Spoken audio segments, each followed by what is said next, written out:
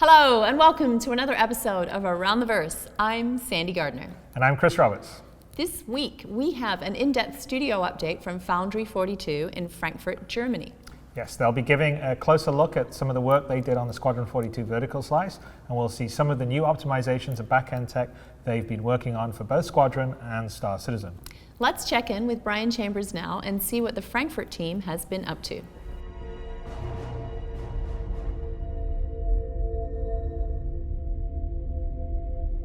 Hello everyone, my name is Brian Chambers, Development Director of Foundry 42 Frankfurt office.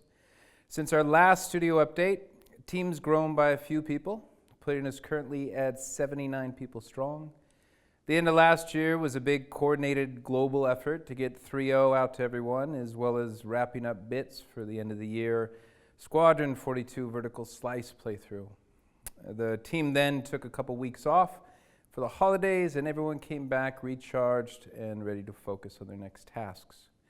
Once back, the first of the year involved a large amount of scheduling and planning across most all disciplines, laying out the plans to distribute work amongst the various offices in the most efficient way possible.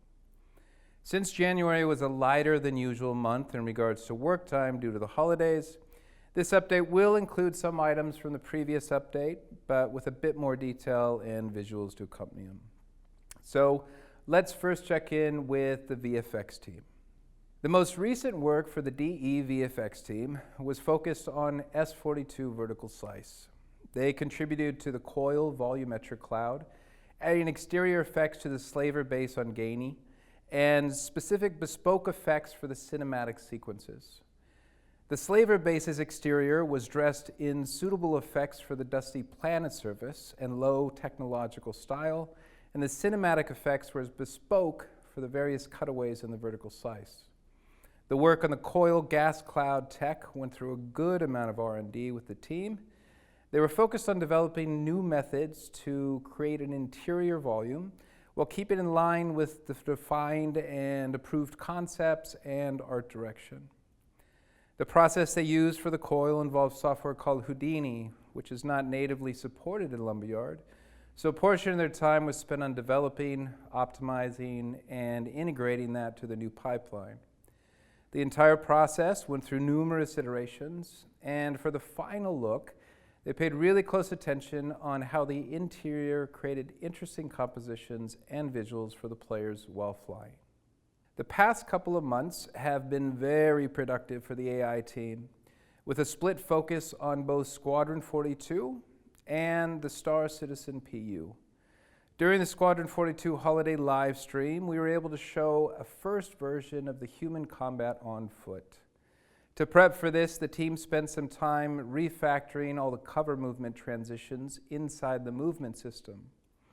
The system now includes an improved path analysis by the AI so that NPCs will know more in advance which type of animation should be played, enabling us to better smooth the transitions from locomotion to special transition animations if and when needed. Ship AI was also given some attention during the past month. During the S42 reveal, we were able to show our first version of the updated spaceship behaviors. Currently, our movement system is now in control for both on-foot and flying movement requests, and Subsumption is in charge of controlling the pilot's and seat operator behaviors. The AI ships are now actually fully controlled by the NPCs sitting in the operator seats, and each operator has specific behaviors to use the items they have control of. Regarding Subsumption, they introduced several new functionalities. The new Subsumption Event Dispatcher, the Master Graph, the Dynamic Track View implementation. The Subsumption Event Dispatcher is a way to fully support the Subsumption events without relying on any other external systems.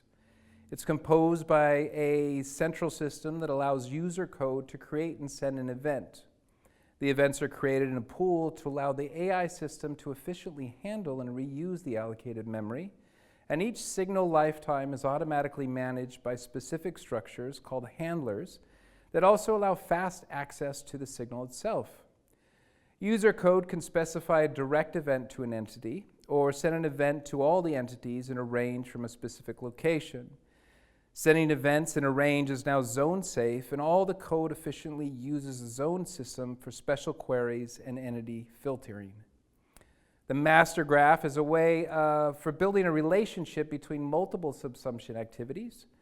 We want to have a general way for handling specific assignments requested by designers, as well as combat and regular activities. The master graph allows us to specify transitions between our scheduled activities and other logic that should be executed when specific events are received. They also provided support for dynamic track view scenes. A dynamic track view scene is a cinematic scene where the participants can be replaced at runtime with actual AI NPCs. This allows the cinematic designers to work on their scenes in a controlled environment, but also allow level designers to populate their levels with NPCs that might have or need different activities, such as specific clothing or other customizations. All the changes in the character might influence the NPC characters and become part of the cinematic scenes. Also, dynamic track view scenes can be potentially interrupted, so the AI system needs to know how to take over if and when that happens. Closing out 2017, the lighting team was focused entirely on the Squadron 42 vertical slice for the holiday live stream. With lighting generally coming in at the end of an art pipeline, a lot of effort needs to be placed on showcasing key moments in specific areas, establishing shots, framing points of interest, and improving readability for gameplay. With some things being worked on right up to the deadline, this is no easy task, but the experience was extremely useful and provided the team with ideas for better tools and workflows going forward to ultimately improve the player experience. Entering 2018, while continuing to support ongoing work for Squadron 42, they began training a new lighting team member of the team who will help finalize our legacy lighting conversion process to the new volumetric fog technology, and also polish and build on new content in the PU. Initially, this will involve building a lighting language for the upcoming modular truck stop features. Since these truck stops won't always be hand-built, we need to build processes to automatically place lighting in an environment that feels believable, is light on performance, and obviously bug-free. Last month, the FPS weapons art team continued to work on the Gemini F-55 LMG and the Torall aggregated K-Hicks missile launcher, both of which are now finished with their first art pass. Similarly, the ship weapons art team completed their first art pass for the A&R laser cannon, size 1 through 6, and the Gallinson tactical ballistic Gatlins, size 1 through 3. They started blocking out the laser beam weapons, size 4 through 6, for the Trident attack systems, and the distortion repeater, size 1 through 3, for the Associated Science and Development manufacturer. Team's also been working on scripts and tools to help further speed up their art pipeline. One such script is a ship weapon tool, which was made to assist in the creation of modular weapons. This new tool lets us create a larger number of weapons in a smaller amount of time by allowing artists to preview different component setups in real time and to automate the export process directly to the game engine. All animation exports and engine-related meta files are handled by the script, leaving the artist to mainly focus on making the actual art itself. For the cinematics team, based here in Frankfurt, it's rare that I can actually go into detail on their progress, since we're doing our best to keep the full Squadron 42 story surprise. Since we recently showed portions of Squadron 42 in our holiday live stream, I thought we would take the opportunity to go into some detail on what was done with the cinematics that were shown. So here's Hannes Apfel, our cinematics director, to give you an update. With Squadron 42 being such a narrative and cinematic heavy game, the cinematic team was responsible for quite a bit of the content in the December reveal, as well as pushing tech to make it all happen for the live stream. Today, we will go into more detail about what it takes to create some of these scenes. Before players get to walk to their ship and launch, we are witness to the arrival of the OMC prisoners on board the UES Stanton. For that, we actually scaled one of our characters, Vet Tagaka, who is played by Craig Fairbrass, the bronze to Karn's brains, so to speak, up to be more in line with his actual, real-life, intimidating self. That meant careful adjustments to the performance capture solve so it all lines up with the environment and other scene members. I'm Owen Robertson. I'm one of the senior cinematic animators here at Foundry 42 in Frankfurt. I was responsible for working on a couple of the scenes from the demo that we showed in December. I wanted to talk about one of the issues that we had with scaling one of the prisoner characters. One of the issues is that it's not just the character's model that gets scaled, but also the skeleton as well, and therefore the animation gets scaled. That means when a character moves on set and that animation gets scaled, they're no longer in their correct position, which means that they might not interact with the character properly, or they can't interact with the environment properly. So we need to adjust for that in the animation. So the way we resolved this issue was to first scale up the character and then apply the inverse of that scale to anything that would affect their translation or movement through the scene. And I have an example here to show you. Okay, so here I have a portion of the scene that I was working on with Tagaka and the two other prisoners. And Tagaka walks up and stands directly between the two other prisoners.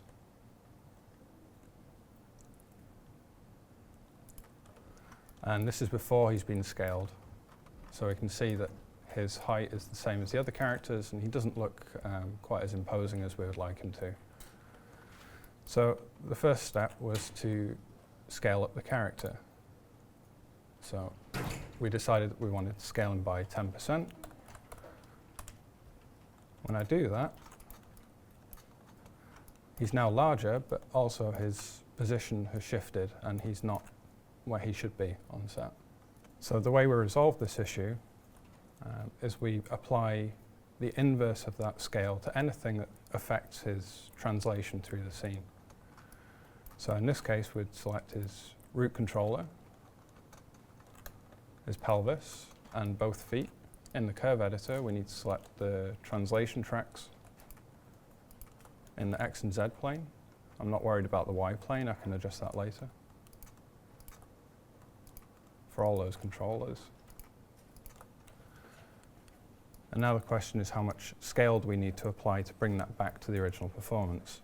So the amount of scale we need to apply is the reciprocal of the original scale factor of 1.1, and we can work that out quite easily by doing 1 divided by our original scale, 1.1. That gives us a value of 0.90 recurring. So I'm going to copy that, select my animation curves, and apply a value scale of that amount. And when we scale those keys, Tagaka is now back in the correct position, but he's also at the correct scale that we wanted, and everything looks much better. And then that's us ready at that point to do like a final polish pass and then hand it off to the cinematic designers.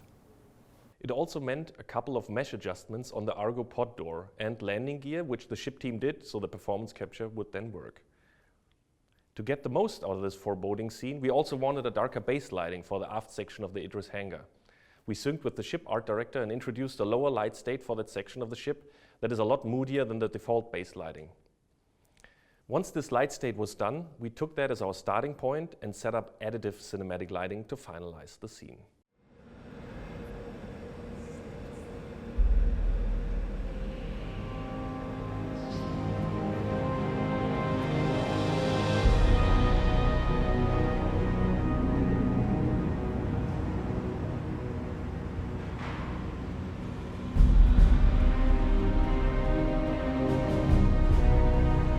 Alright, let's get them out of there. Ready up.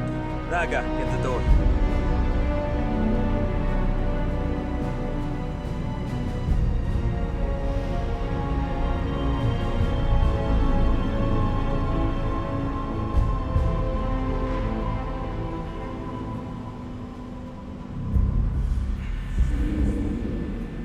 No, I've never been on one of these. It's nice. Not as nice as a Bengal, but nice. Move it! Oh, come on, clear out! What?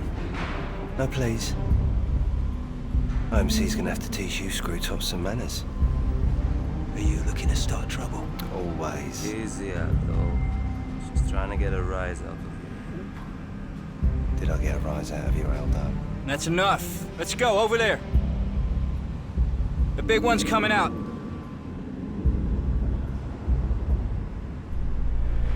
No sudden moves. Relax, son. I'm not in a hurry. Yeah. Ain't like we're gonna be here long. Ain't like they're gonna be here long either. What the hell are you all going on about? It's very simple. We're OMC. And OMC belongs to Sato Khan. And Sato Khan doesn't like people messing with his things, you got me? Sato Khan? Is that your boss? Are we supposed to be scared of him or something? Yeah. Neuer, run up to the holding cells. Make sure everything's ready for us. I don't want to move them through the ship until we have to. Aye, sir. Vex, start the processing. Aye, sir. As for you three, you move one single muscle. I'm gonna give Trooper Braga here permission to make you regret it. With pleasure.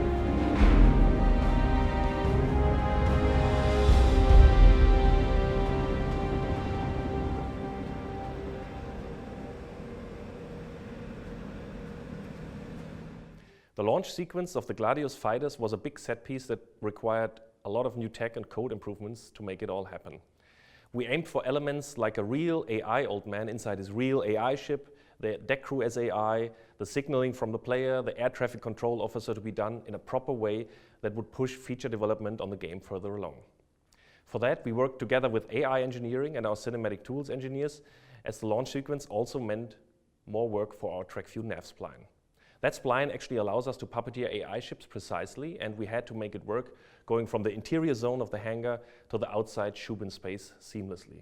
We also worked together with engineering on several features that help enrich our game cinematically. We prototyped and then enabled an always-on, autofocus, f-stop-based depth of field, mostly for non-combat situations, that adds a lot of filmic realism to walking around and exploring interiors like the Stanton-Idris corridors. We are currently in the process of dialing in a rule set for this and how strong the depth of field will kick in under certain circumstances. Another bit of tech that came online late last year was the ability to use light groups as cinematic light layers for our scenes. Any scene can be tagged up and a corresponding light layer can be triggered to be faded in, either with default or custom individual timing per light coming online. This can be a light rig per scene, but it can also be per location. Both are viable.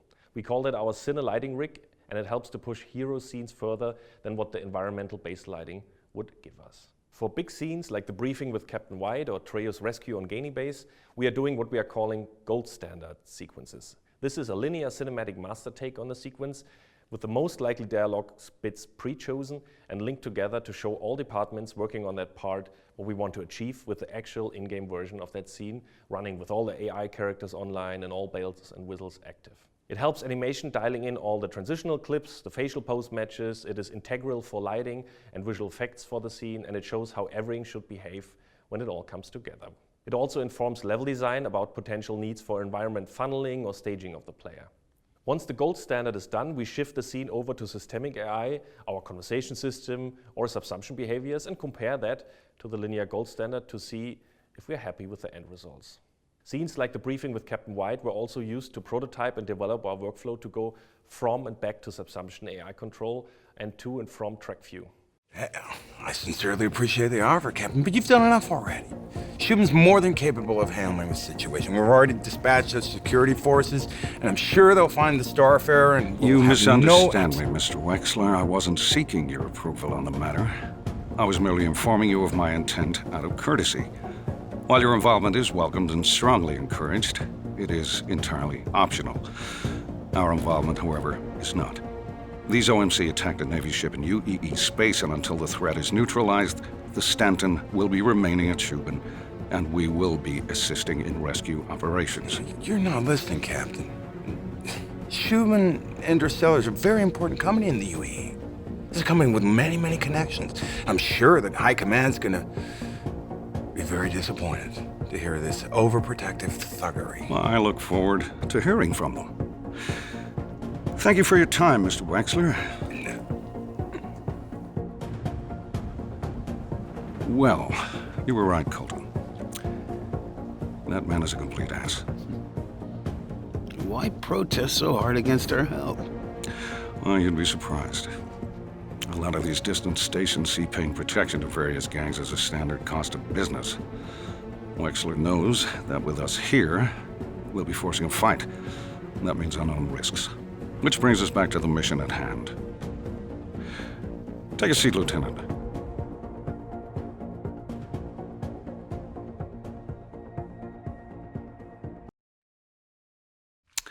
The Stanton will be staying in his current position to offer protection to the civilians aboard Shubin Station, while you do a full offensive sweep of the surrounding area to clear out any remaining OMC. Capture if possible, but treat them as an extremely hostile threat. And the missing Starfarer? That will be your secondary objective. We've arranged your patrol in a search pattern around the wreck site. As soon as you clear the coil, I want you to contact Agent Trail. Hopefully we can find where the Starfarer could have headed after the attack. Webb, what's the word on scanner upgrades? Just finishing, sir.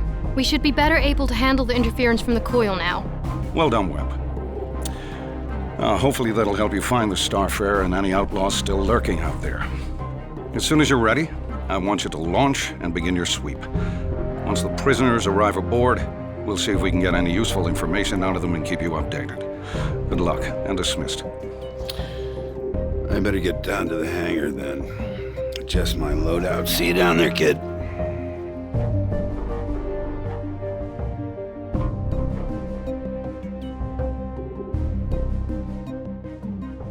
Lieutenant, I know you're about to head out, but I've been meaning to ask.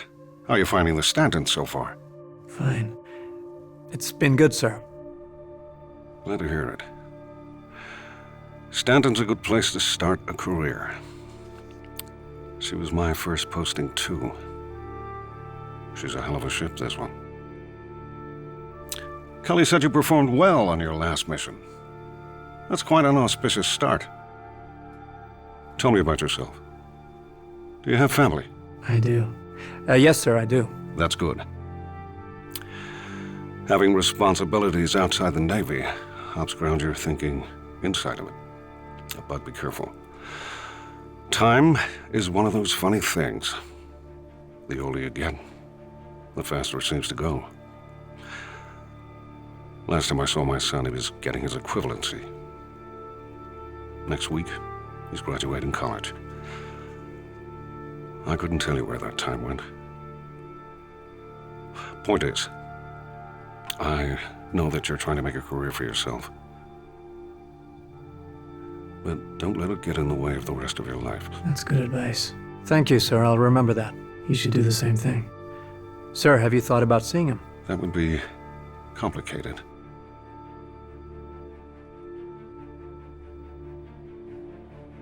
I've kept you too long. You're dismissed, Lieutenant.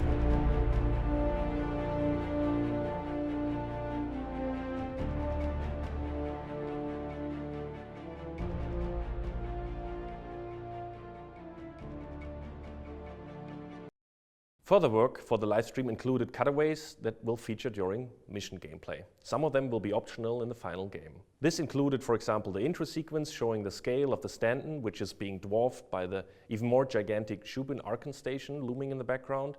It included the Reclaimer cutaway that actually features an AI character, Donna Attar. And when she's talking to the player in the cinematic cutaway and the subsequent comms call on the cockpit display, she's actually sitting in her seat in her ship as an AI. This is made possible because of our render-to-texture feature for comms calls. Additional cutaways were the Gainey base exterior, the turrets firing, interior base power-up cutaways, slaver scenes, and of course, Agent Trey's rescue. Early on during development, during Previs for the first performance capture shoot, we had discussions about when and where to cut to third person and when to stay in first person during our narrative. Of course, this is the endless story of the cinematic guys like me trying to convince everybody else that filmic and close-up on the characters is the way to go to have your scenes have impact, so that characters transport as much of the intimacy and urgency of the drama as possible. And on the other end of the spectrum, you have game designers that hold player agency and immersion up as the holy grail and pretty much hate taking away control from the player at any point in time. So during development of Squadron, it became clear to us that our story and the game experience we are aiming for is not served well by going into either extreme. As most of our cinematics, especially the ones where the player is present, are real-time, we are going for an approach that will trigger cinematic cutaways with filmic cameras for important scenes, but the player will be able to wiggle him or herself free of them to regain control and watch the cinematic from a more detached player perspective. So we will try to have our cake and eat it too, and serve both sides where possible. Our conversation system already allows for players to roam and circle strafe around characters they are engaged with and keeps them in a sticky filter with special conversational field of view, depth of field, walking speed adjusted, and other effects on. This, together with the ability to wiggle free out of a cutaway, are our tools to solving the conundrum of cinematic impact versus player agency. Last but not least, in addition to the work for the stream, we also worked on a scene where our player is introduced to the character of Old Man, played by Mark Hamill, during an earlier chapter, before the two go out flying their first patrol together. And this was used for an IGN trailer. A scene like this means a lot of planning before anything is shot, as it involves a lot of staging. Who is placed where and when? What would this mean for the camera axis, and how do we achieve that on set? The idea was to have Old Man start on the wing, then do a dramatic pause in dialogue delivery while he shows Mechanic Yuri who's boss by nonchalantly sliding down the maintenance ladder, leaning on the Gladius wing, and then being right in Yuri's face for the final bit. This was pitched to Chris by me via a previous animation done in the engine. Once the staging was signed off, we started building the maintenance ladder prop so we would have finalized metrics for it on set. We carefully measured the wing, the thruster housing, height differences, the outer wing cannon, and went to planning the actual shoot of the scene with the on-set supervisor. A stunt like this is pretty much a no-go for any actor to do him or herself, but at the same time we wanted the whole scene as one fluid take. So we cheated the build-up of the Gladius wing, including everyone's eye lines, and had Mark pretend to slide down and end up in his final position next to Yuri. Our lead cinematic animator Jason then took the scene and gave Old Man a hand keyframed slide down and tweaked positioning and eyelines to have the final result. So even relatively small scenes like this sometimes mean a lot of logistical planning to meet the real-world requirements of a real set. I hope you enjoyed this closer look into what the cinematic team is up to. Thank you all for watching. Thanks, Hannes. I'm glad we're actually at a point where we can start showing off some of your team's work. It's really cool to see the progress.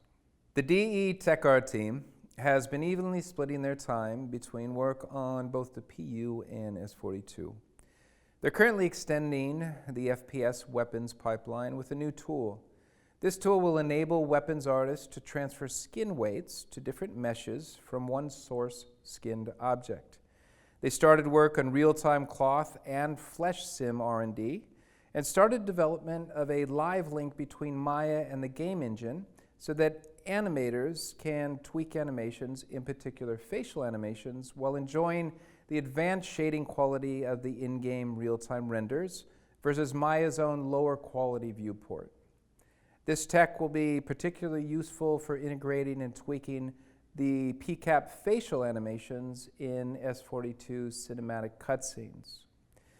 Due to the huge impact artistically controlled lighting has on the look and feel of an animation performance, iterating real-time and in-game will make things much more efficient for the team with more finite control on the overall aesthetic. The DE Engine team spent a large majority of the past month focused on improving performance and addressing issues for the current live release. In the process, they end up working with most all disciplines to help profile items and make recommendations and/or fix issues when needed. Some cases are straightforward and addressed immediately, while in some cases they might actually define the fix but find it too risky to address immediately. They made improvements to a new memory tracking tool used for both server and clients, and implemented a script to automatically analyze gathered statistics to quickly find leaks and dubious allocations. Our existing memory tracking tools became too heavy for recording and processing extended sessions of both the server and client.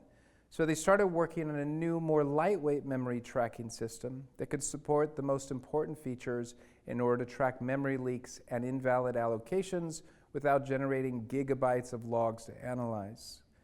The new system has already been used to optimize memory usage on the server for 3.0, and to track leaks. They implemented Python scripts to analyze the resulting log files, as well as allowing to compute a difference for 2 of them to see how memory allocation behavior changes over time in various parts of the code base, which allows us to find leaks as well as trim excessive memory usage. The team also fixed several issues related to how data is collected in our crash database Sentry, so we can see again how many different clients are affected by a certain crash.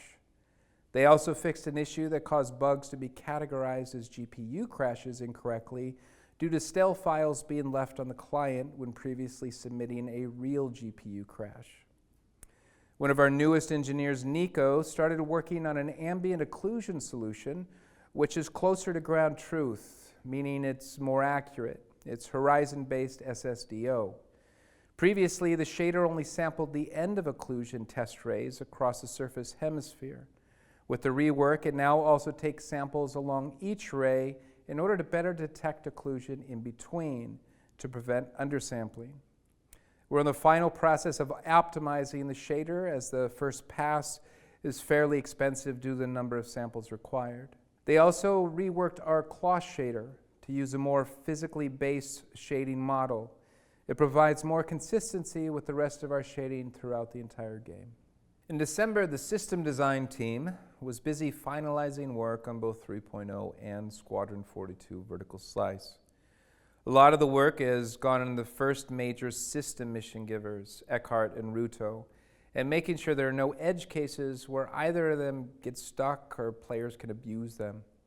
Each of those 2 presented different challenges, as each has their own conversation flow, their own way of being found, as well as being triggered.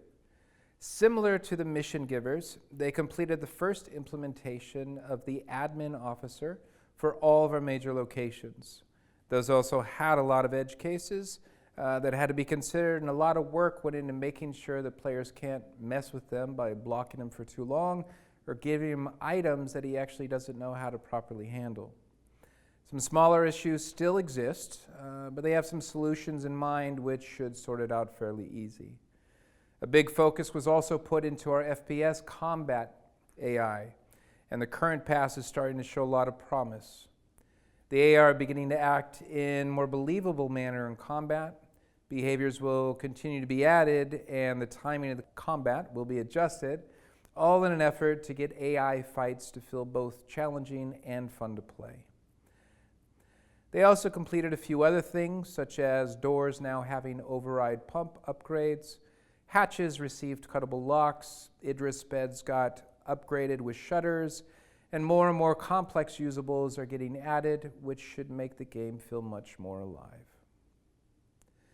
The build engineers recently worked with our Austin studio during low traffic times to prepare and run tests on our virtualized tri-build cluster. A non-virtualized hardware tri-build test cluster was set up to identify common issues and differences in behavior between the 2 groups of virtualized and real hardware. Focus was then shifted to the virtualized cluster to run standardized tests to eliminate any variables introducing issues that would result in loss of truly incremental builds, and identify areas that could be optimized to increase the flow of code-related changes being validated through tri-build back into the Star Citizen codebase. After a series of layers of variables had been reduced through this testing, they worked closely with Mike Pickett on solutions to eradicate any steps in the code validation process that are destructive to the incremental building process, such as files being touched in any reversal process that would then require recompilation in the next code validation, unrelated to the change being tested or not. This past month, they also added a QA test request option within tri-build, which has already proven beneficial for the team. They then developed a feature to offload that test request tri-build to dedicated agents in an effort to reduce compile times. With this new feature, engineers now have the possibility to have their change list compiled against another specified change list. Within the tri-build UI, the user can select an archive option and will receive a notice with a link to a zip archive containing their binaries. At this point, a programmer can send a request to QA asking to thoroughly test their binaries, making sure that their fix and/or new feature works as expected before checking in their work. This puts yet an extra layer in place for bug checks, primarily to be used with code changes that are deemed riskier than others. Mission testing for the QA team is primarily done at our UK office, but the DE team recently had their first real taste of mission testing with both Eckhart and Rudo. Issues were entered for anything that was not working as intended, as well as for any issues that would hinder accessibility to these two mission givers. The system designers worked with QA to quickly shelf changes for these NPCs so that QA could pull the shelf changes down from Perforce and test to see how things were working before the changes were checked into a build. Any issues encountered were brought up, identified, and addressed, and the process would repeat until Rudo and Eckhart were at their intended level of quality for 3.0. Additional multiplayer ad hoc testing was also completed, and QA would provide feedback on how these two mission givers would function when more than one player was involved. The QA team also focused on testing and regression for the most recent 3.0 build, continuing to provide support for Frankfurt development team as needed. The subsumption editor continues to be part of their everyday testing, as well as the lumberyard editor, and anything related to procedural planet tech. John Lang is our resident S42 QA tester in Frankfurt, being the main point of contact for anything S42 related out of the DE office. Close to the end of last year, the rest of the DE QA team was brought into the S42 testing loop to attend regular review meetings discussing the progress of S42. This ensured that a tester was available to provide support for the dev team working on any specific feature at any time, which made the turnaround time for catching issues relevant to the features much quicker. This structure enabled QA to quickly test changes the moment they were in a build, write up JIRA reports for issues if needed, and send them the appropriate devs to be fixed. The whole process is a rinse and repeat until we eventually come to a build that is in the best possible playable and visual state. Last month, the DE Environment Art team spent a majority of their time prepping for work needed for 2018. It's always good to have a look back at the progress made during the year and realign the goals for the new year if necessary. A lot of preparation and R&D effort has gone into updating our planet, tech, and tools. As we move from moons to full planets with more visual diverse ecosystems, it became clear we wanted to have more control and diversity of colors and materials. So work is being done on updating the planet tech, as well as the shaders we use on the scattered assets. Not only will this allow us to have the visual palette we want in the upcoming locations, it'll also give us a nice visual update and boost in quality for existing moons. We also started work on Loreville, the flagship landing zone on Hurston. The team's been focused on taking the level from a level design block out to a first pass in terms of artwork and visuals. Preliminary work on the design of the transit system for Loreville has also been started. Just as Lesky in Area 18, Loreville is going to be another big hub area where players can expect new quest givers, shops, trading, and the opportunity to visit and buy ship weapons directly from the Hurston Dynamics flagship store located in the massive Hurston Dynamics building overshadowing the city of Loreville. That's the update from Frankfurt. I appreciate everybody watching. The entire team appreciates the support we receive to make things like this possible. We'll see you in the verse. All right, so that was pretty cool. It was actually really interesting to sort of see a lot of the little details that we worked on to deliver the fluid cinematic first-person experience we're going for Squadron. And obviously in future Squadron-specific ATVs, we'll be giving you more behind-the-scenes updates on what we're working on. So check out those in the future. And for a heads up on those monthly updates on Squadron 42's development from Frankfurt and all of our studios, head to the game's webpage and enlist for the newsletter. Yes, and we just relaunched the RSI website last week. It's been redesigned and has some new features, so make sure to check it out if you haven't already.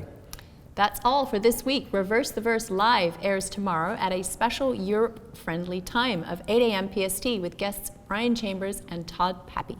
Yes, and you can watch episodes of Calling All Devs every Monday, where your questions could be answered by a member of the team, and they may get the answer right, and they may not cause a forum storm, or they may, who knows. Thanks, of course, to our subscribers for sponsoring all of our shows. Yes, and the first stage of 2018 subscriber perks just rolled out, including first wave PTU access and some cool in-game item perks, so check those out.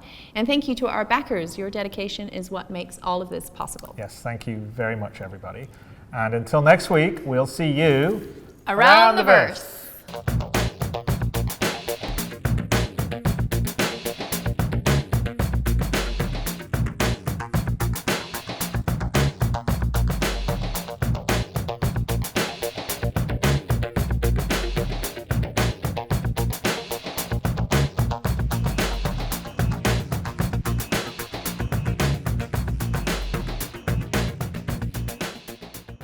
Thank you for watching. So if you want to keep up with the latest and greatest in Star Citizen and Squadron 42's development, please follow us on our social media channels.